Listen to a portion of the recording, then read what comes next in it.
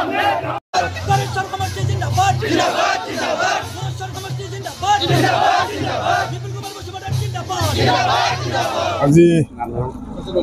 কৃষ্ণ গড়েশ্বৰ পৰিষদীয় সমষ্টিৰ ইউপিপিএল দলৰ প্ৰাৰ্থী হিচাপে মই ইতিমধ্যে মনোনয়ন দাখিল কৰিলোঁ। মনোনয়ন খুব সুন্দৰকৈ আমি দাখিল কৰিলোঁ। বাইদেৱে মানে চেক কৰিলে, আকৌ গ্ৰহণ কৰিলে। তো আমি আশা ৰাখিছোঁ আমাৰ মনোনয়ন পত্ৰ মানে গৃহীত হ'ব আৰু আগন্তুক সময়ত আমি নিৰ্বাচনত ভালকৈ অৱতীৰ্ণ হ'ব পাৰিম বুলি আশা ৰাখিছোঁ। গড়েশ্বৰ পৰিষদীয় সমষ্টিত প্ৰত্যাহ্বান কোন হ'ব পাৰে, বিজেপি নে বিপিএফ? নাই, আপোনালোকে আজি ৰেলী দেখা পাইছে। ইয়াতে আপোনালোকে প্ৰত্যাহ্বান কোনোবা হ'ব বুলি মই ভবা নাই। হয়, খেলিব গণতান্ত্ৰিক দেশত, গণতান্ত্ৰিক প্ৰচেছত নিৰ্বাচন খেলিব, বহুত দলে খেলিব। তো গতিকে মই ইয়াতে অন্য দলে প্ৰত্যাহ্বান হ'ব বুলি ভবা নাই। প্ৰমোদ বড়োক পুনৰবাৰ কি কাৰণে ৰাইজে আঁকোৱালি ল'ব বুলি আপুনি ভাবে? নাই, আপোনালোকে চাওক, 26টা জনগোষ্ঠীক একেলগে লৈ পেলাই আজি প্ৰমোদ বড়োৱে আগবাঢ়ি নিয়াৰ কাৰণে প্ৰচেষ্টা হাতত লৈছে। ইয়াতে আমি স্থায়ী শান্তি স্থাপন কৰিব লাগে, এইটো আমাৰ মূল উদ্দেশ্য।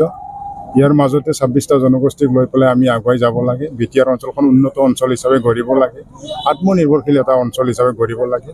ইয়াৰ কাৰণে প্ৰমোদ বড়োক পুনৰাই আমাক নেতা হিচাপত লাগে আৰু আমি দৃঢ় সংকল্প লৈছোঁ যে প্ৰমোদ বড়োক পুনৰ আমি অহা 5 বছৰৰ কাৰণে চিফ বনাম।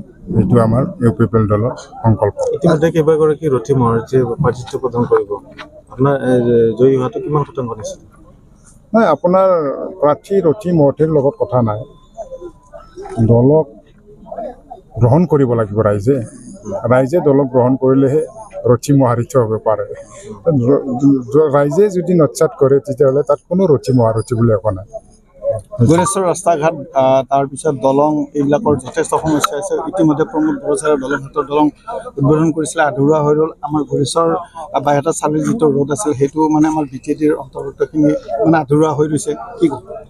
নাই, চাওক, আপোনালোকে যোৱা 5টা বছৰত প্ৰমোদ বড়োৰ দিনত আটাইতকৈ যদি আমি স্বাধীনতাৰ পাছত আপুনি যদি এই গড়েশ্বৰ অঞ্চলটো বা এণ্টায়াৰ তামোলপুৰ জিলাৰ যদি উন্নয়ন দেখিছে, তেতিয়াহ'লে প্ৰমোদ বড়ো যিটো 5টা বছৰ শাসন কৰিলে সেই সময়তে আপুনি উন্নয়ন দেখিলে, ৰাস্তা ঘাটৰ উন্নয়ন।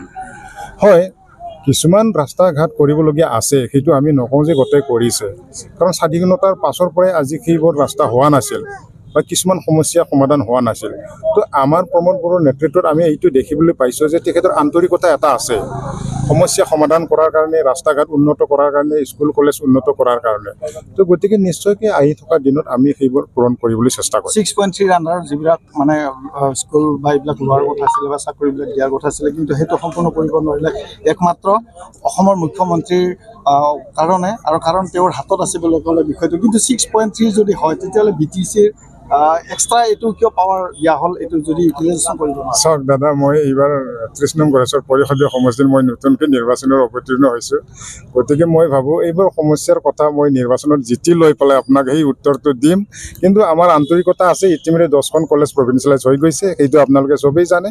গতিকে বাকী থকা যিবোৰ মানে সমস্যা সেইখিনি আমি সমাধান কৰাৰ গড়েশ্বৰবাসী ৰাইজক সেইটোৱে জনাম যে প্ৰমোদ বড়োৰ নেতৃত্বত গড়েশ্বৰ বহুতো উন্নয়ন হৈছে, বিটিআৰ বহুতো উন্নয়ন হৈছে। আজি শান্তি স্থাপন হৈছে। 26টা জনগোষ্ঠীক লৈ পেলাই আজি একতাৰে আমি মিলা প্ৰীতিৰে বসবাস কৰি আগবাঢ়ি যাব বিচাৰিছোঁ। গতিকে ৰাইজে আমাক ইউপিপিএল দলক ভোট দিব লাগে, ইউপিপিএল দলক জিতাব লাগে, সেইটোৱে আমি কামনা কৰোঁ।